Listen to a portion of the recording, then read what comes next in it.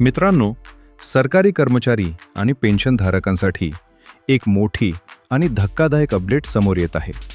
जर नवीन प्रस्ताव मंजूर झाले तर कर्मचाऱ्यांच्या पगारात 66% वाढ, वैद्यकीय भत्ता 1,000 रुपयांवरून थेट 20,000 रुपये आणि वार्षिक पगार वाढ 3% 60% वाढू शकते. होय, तुम्ही बरोबर ऐकलत. 8व्या पे कमिशनबाबत सध्या मोठ्या घडामोडी सुरू आहेत आणि कर्मचारी संघटना आपल्या मागण्यांसाठी अधिक आक्रमक झाल्या आहेत. सरकारने संदर्भ अटी म्हणजेच टर्म्स ऑफ रेफरन्स जाहीर केल्यानंतर विविध कर्मचारी संघटनांनी त्यांच्या दीर्घकालीन मागण्या पुन्हा सरकारसमोर ठेवल्या आहेत. सर्वात जास्त चर्चा सध्या होत आहे वैद्यकीय भत्त्याबद्दल. सध्या स्थिर वैद्यकीय भत्ता म्हणजेच FMA दरमहा फक्त 1,000 रुपये आहे.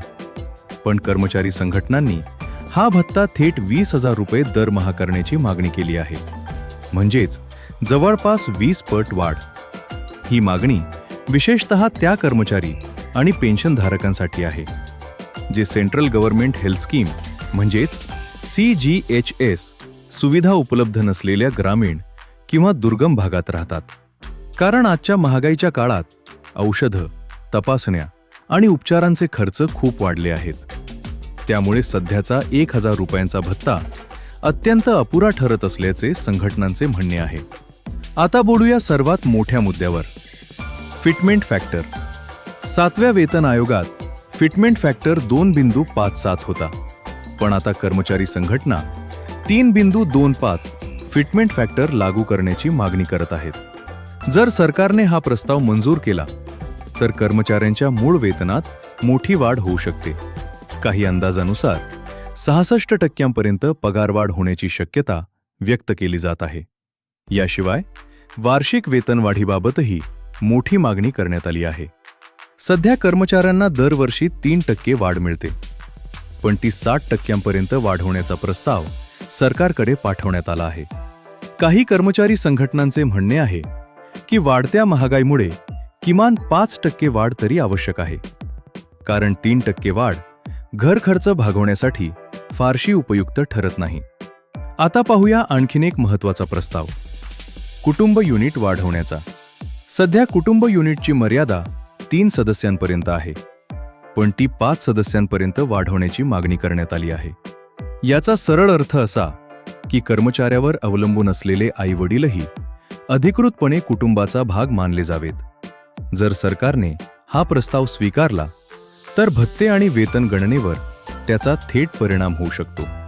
याशिवाय आणखीन काही महत्त्वाच्या मागण्या देखील समोर आल्या आहेत. उदाहरणार्थ, लीव्ह ट्रॅव्हल कन्सेशन म्हणजेच LTC रोख स्वरूपात देण्याची मागणी केली आहे, जेणेकरून कर्मचारी त्यांच्या सोयीनुसार तो पैसा वापरू शकतील. तसेच लीव्ह एनकॅशमेंटची मर्यादा 300 दिवसांवरून 400 दिवसांपर्यंत वाढवण्याचा प्रस्ताव मांडण्यात आला आहे. यामुळे निवृत्तीवेळी कर्मचाऱ्यांना मोठी एकरकमी रक्कम मिळू शकते. याशिवाय पेन्शन आणि इतर निवृत्ती लाभांमध्येही सुधारणा करण्याचे प्रयत्न सुरू आहेत, जेणेकरून निवृत्तीनंतरचे जीवन अधिक सुरक्षित आणि स्थिर होईल. मात्र इथे एक महत्त्वाची गोष्ट लक्षात ठेवणे गरजेचे आहे. हे सर्व प्रस्ताव सध्या चर्चेच्या टप्प्यात आहेत. सरकारकडून अंतिम निर्णय आणि अधिकृत घोषणा झाल्यानंतरच नेमकी अंमलबजावणी कशी होणार हे स्पष्ट होईल. पण जर या मागण्या मान्य झाल्या तर केंद्र सरकारी कर्मचारी आणि पेन्शनधारकांसाठी हा खरोखरच मोठा आर्थिक बदल ठरू शकतो. आता तुमचं मत काय आहे? 3.25 फिटमेंट फॅक्टर आणि 60% वार्षिक वाढ मंजूर व्हायला हवी का? तुमचं मत आम्हाला कमेंटमध्ये नक्की सांगा. आणि अशाच सरकारी योजना, वेतन आयोग आणि आर्थिक अपडेटसाठी चॅनलला सबस्क्राईब करायला विसरू नका. धन्यवाद.